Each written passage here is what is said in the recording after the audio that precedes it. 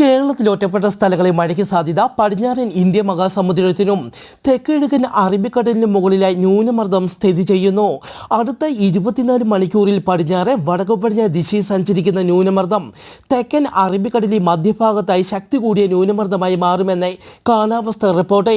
ഒറ്റപ്പെട്ട ശക്തമായ മഴയ്ക്ക് സാധ്യതയുള്ളതിനാൽ ഇന്ന് തിരുവനന്തപുരം ജില്ലയിലും വരുന്ന വ്യാഴാഴ്ച കോഴിക്കോട്, കണ്ണൂർ, കാസർഗോഡ് ജില്ലകളിലും കേന്ദ്ര കാലാവസ്ഥ വകുപ്പ് യെല്ലോ അലർട്ട് പ്രഖ്യാപിച്ചു.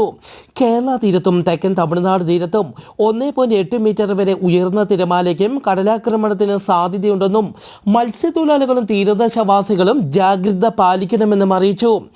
ജപ്പാന്റെ വടക്കൻ മേഖലയിൽ വൻ ഭൂകമ്പം 7.5ഉം 6.2ഉം തീവ്രത രേഖപ്പെടുത്തി.